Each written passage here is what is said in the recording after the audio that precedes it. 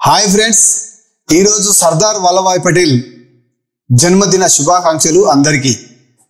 ఆయన 1875లో అక్టోబర్ 31 నాడు గుజరాత్ రాష్ట్రంలో నడియాద్ అనే చిన్న గ్రామంలో ఆయన జన్మించిండు.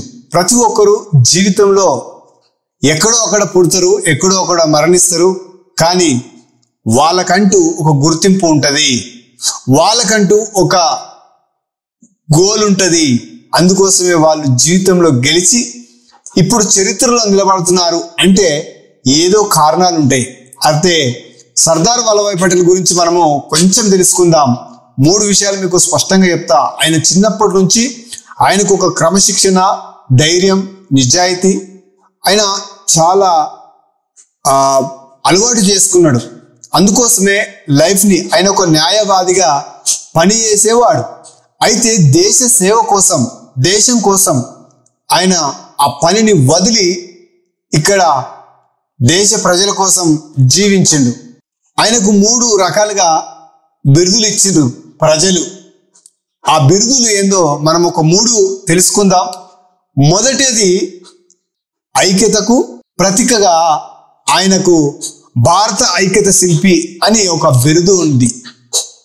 రెండవది సత్యాగ్రహాన్ని ఆయన విజయవంతం చేశారు కనుక ఆయనకు సర్దార్ అని బిరుదు వచ్చింది.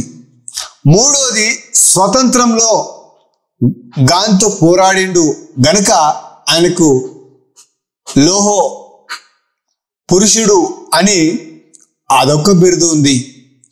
ఈ బిరుదులు ఎందుకు వచ్చినాయి అంటే ధైర్యంతో, నిజాయితీతో, ఒక క్రమశిక్షణతో ఉండేవాడు. అందుకోసమే ఈ బిరుదులు వచ్చినాయి. 565 సంస్థలను భారతదేశంలో కలిపిన గొప్ప శక్తి ఆయనది.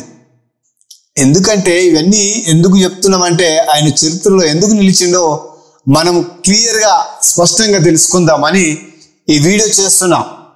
ఒకటి ఏంటంటే మనకు చాలా మందికి బిరుదులు ఉంటాయి. ఏ బిరుదులు?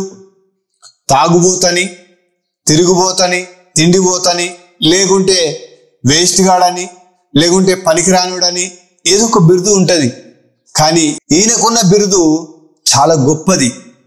ఎందుకంటే ప్రతి ఒక్క వ్యక్తి పుట్టినప్పుడు ఖచ్చితంగా మనకంటూ ఒక పేరును, ఒక జ్ఞానాన్ని సమాజానికి ఇచ్చినప్పుడు, కానీ మనము మన కుటుంబం, మేము, నేను, నా కుటుంబం అని బ్రతుకుతాం.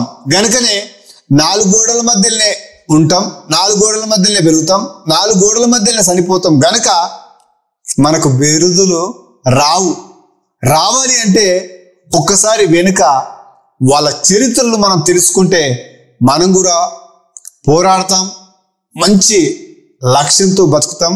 మనకంటూ ఒక బిరుదు ఉండాలి. మంచి వ్యక్తిగా, క్రమశిక్షణ వ్యక్తిగా, ఒక నిజాయితీపరుడిగా, ఒక ధైర్యవంతుడిగా మనం కూడా ఒక బిరుదు రావటానికి ప్రయత్నాలు చేద్దాం. మన ఊర్లో మనకంటూ ఏ బిరుదు ఉంది, ఎలా పిలుస్తున్నారు నన్ను, అది మనము చూసుకొని జ్ఞానంతో మనం జీవిస్తే ఖచ్చితంగా మనకు కూడా ఒక బిరుదు రావాలి, అవార్డు రావాలి. మంచి బిరుదు వస్తే చాలా సంతోషం. ఈ వీడియో చూసే ప్రతి ఒక్కరూ ఈ సర్దార్ వల్లభాయ్ పటేల్ జయంతి జరుపుకోవడం గొప్ప కాదు. ఆయన ఏ శిక్షణతో, ఎలాంటి భావనతో బ్రతికిండో అది తెలుసుకొని ముందుకు సాగితే మనం కూడా అలాగా వెళ్తే ఖచ్చితంగా ముందుకు వెళ్తాం. చాలా సబ్స్క్రైబ్ చేసుకోకుంటే సబ్స్క్రైబ్ చేసుకోండి, నచ్చితే లైక్ చేయండి, నచ్చకుంటే కూడా కామెంట్లో రాయండి, సహకరించండి. Thank you. జై హింద్, జై భారత్, వందే మాతరం.